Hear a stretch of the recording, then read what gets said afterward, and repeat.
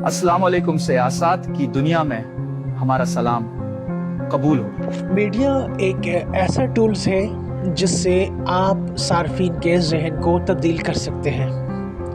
Media electronic हो, print हो या सोशल हो, और अब एआई हो, आप हर तरीके से आवाम का जहन चेंज कर सकते हैं। और इसके लिए बाकायदा तंजीमें बनाई जाती हैं, बाकायदा फ़ंड मुख्तस किए जाते हैं और बाकायदा मामला तय किए जाते हैं। इस तमाम मामलात के लिए बाकायदा कमेटियाँ बैठती हैं और बाकायदा एक मुनज़्ज़म निज़ाम तश्कील दिया जाता है। अगर एक मुल्क में एक एजेंडा पेश किया जाए तो उस एजेंडे की हिमायत और मुखालफत में आवाम भी आती है, लेकिन सबसे ज़्यादा जो पावर रखता है वो ज़ाहिर है हुकूमत का एजेंडा होता है।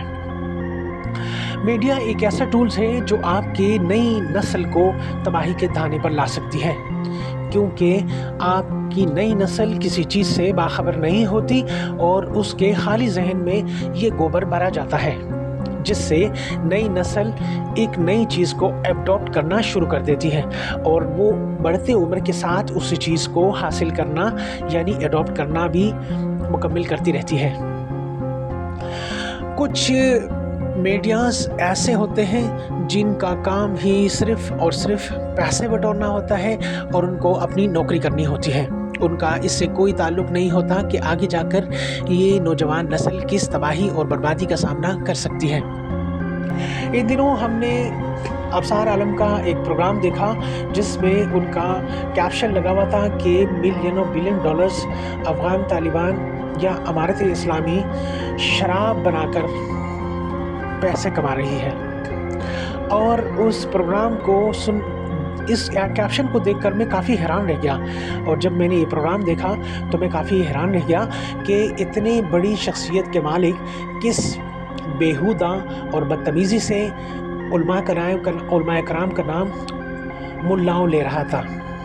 यानी ये अल्फाज आपने सुना होगा ज़्यादातर इंडियन मीडिया पे कि मुल्ला और मुल्ला और मुल्ला, यानी ये एक तौहीन हमेज़ अल्फाज है। वो इस सूरत में जब आप किसी शख्स को कहते हो कि ए ओए या उसका नाम बिगाड़ देते हो, क्योंकि अगर आप किसी को मुल्ला कहते हैं तो ये तौहीन आमेज़ अल्फाज होते हैं।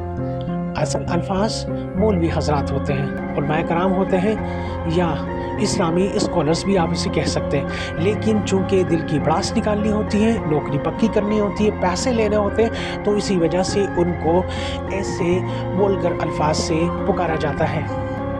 उस वीडियो में असल में वो इस चर्चे को आगे बढ़ाने की बात कर रहे थे कि तालिबान को कैसे बदनाम करना है, लेकिन अबसार आलम साहब इस बात को भूल गए कि वो ख़ुद भी मुसलमान हैं और वो इसकी आड़ में मुसलमानों को और इस्लाम को भी बदनाम करने के पूरा ठेका लिया हुआ है। ये कोई नई बात नहीं है। हमारा जितना भी मीडिया है इलेक्ट्रॉनिक, जो मेन स्ट्रीम मीडिया है इलेक्ट्रॉनिक का, उस पे सबसे ज़्यादा सोशल्स शॉप्स के लोग बैठकर इस्लाम का मजाक उड़ाते रहते हैं। आपने उनको देखा होगा कि वो बैठकर इस्लामी प्रोग्राम कर रहे होते हैं रमज़ान के महीने में, और गैर रमज़ान वो सारा साल डांस कर रहे होते हैं, वो गाने बजा रहे होते हैं, लेकिन जैसे ही इस्लामी महीना आता है ये सर पे दुपट्टा लेकर इस्लाम की रिवायात की तबलीग करना शुरू कर देते हैं।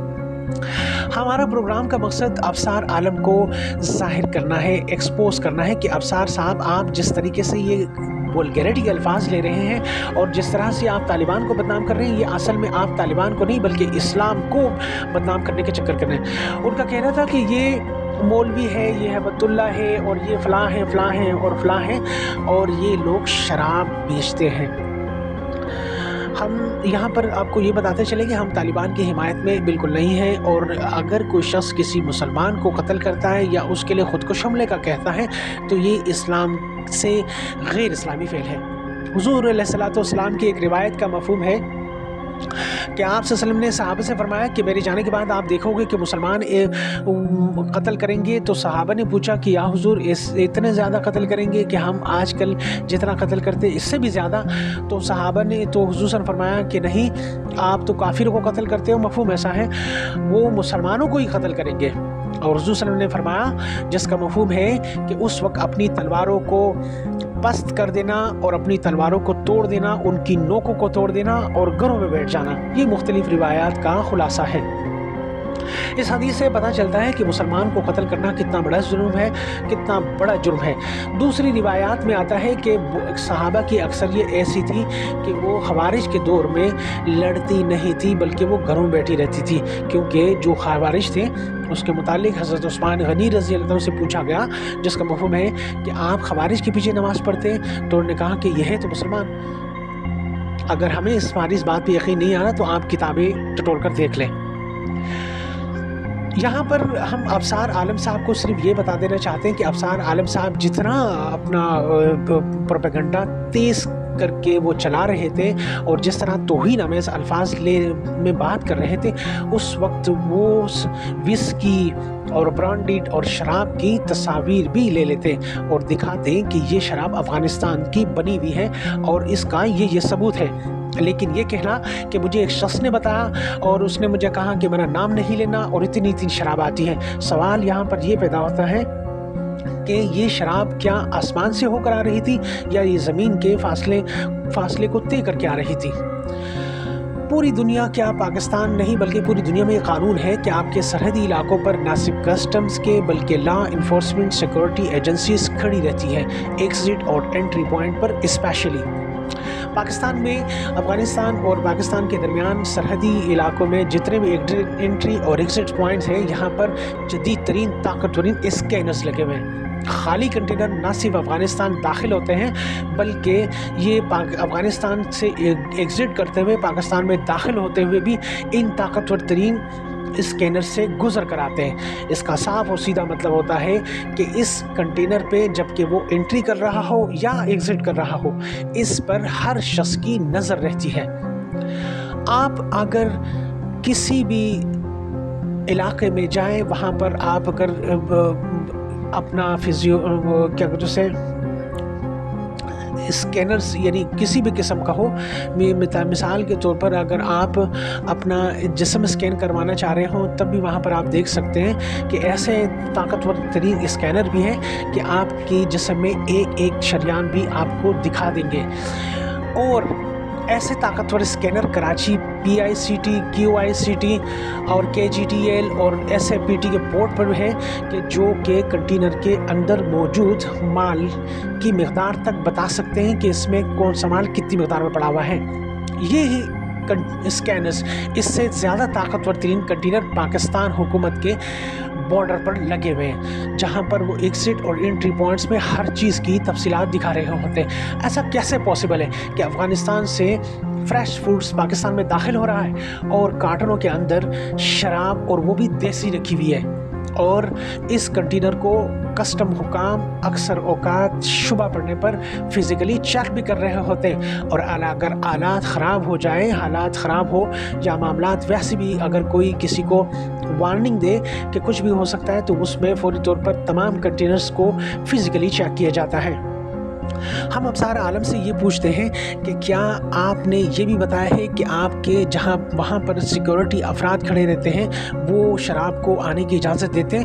اور ہم اسے تیسری بات یہ پوچھتے ہیں، پاکستان میں لاکھوں ڈالرز کروڑوں ڈالرز کا شراب سیل ہو رہا ہوتا ہے اور یہ سارا شراب بیرونی ملک امریکہ اور یورپ سے آ رہا ہوتا ہے۔ افغانستان کا شراب، افغانستان میں تو پہلے شراب ہے ہی نہیں، کیونکہ افغان ٹرانزٹ میں جب نیٹو کی حکومت، نیٹو کے افواج وہاں پہ بیٹھی ہوئی تھی، اس وقت شراب صرف نیٹو کے لیے الاؤ تھا، وہ بھی پاکستان گورنمنٹ کی اجازت سے افغانستان میں انٹری ہوتا تھا، اور یہ شراب کی بوتلیں پاکستان میں بھی اسی کنٹینر سے نکال کر سیل کی جاتی تھی، اور آج بھی سفارتخانوں کو یہی شراب پاکستان گورنمنٹ کی طرف سے پرمٹ جاری کیا جاتا ہے، کیونکہ وہ سفارتکار ہے اور ان کو اجازت ہے، کیونکہ وہ غیر مسلم ہے، ان کو اجازت اسپیشلی استثناء حاصل ہوتا ہے۔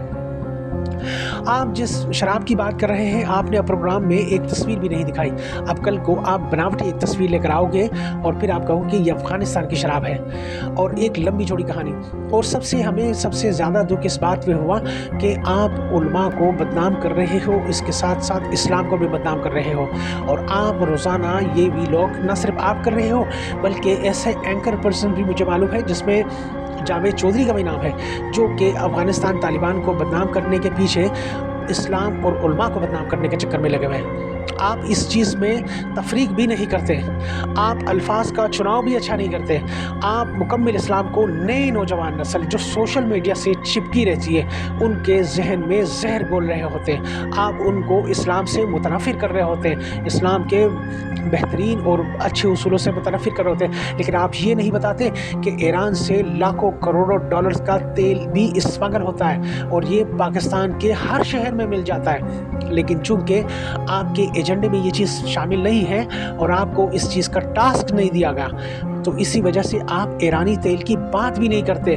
آپ کو اس بات کا بخوبی علم ہے کیونکہ آپ ایک صحافی ہے، اور صحافی پاکستان کے کسی بھی کورنر میں جا کر چیز چیک کر سکتا ہے. ویسے بھی چیک کرنے کی کوئی ضرورت نہیں، کسی بھی آدمی کو بھیج دو کہ یار فلاں چیز وہاں سے لے کر آؤ، ان کو فوراً مل جاتی ہے. آپ کو نہیں پتا کہ پاکستان میں ایران سے کروڑوں اربوں ڈالر کا تیل آتا ہے، وہ پورے پاکستان میں اسمگل ہوتا ہے. لیکن چونکہ وہ ایجنڈے میں شامل نہیں ہے، اس کے آپ کو پیسے نہیں ملتے.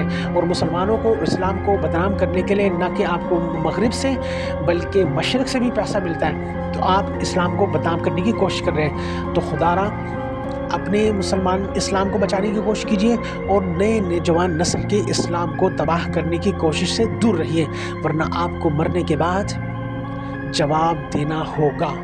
عوام اس چیز کو سمجھتی بھی ہے اور سنتی بھی ہے، اور اس چیز کو نئی نسل نہ سمجھتی ہے اور نہ ان کی سمجھ میں آ سکتا ہے، کیونکہ آئے روز ہمارا مین سٹریم میڈیا بھی اسی چکر میں لگا ہوا ہے کہ وہ طالبان اور افغانستان طالبان کی آڑ میں مسلمانوں کو بدنام کرنے کی اسپیشل کوششیں کر رہا ہے اور اسلام کی ایسی تصویر دکھا رہا ہے جس سے نئی نوجوان نسل اپنی علماء سے دور ہوتی جا رہی ہے.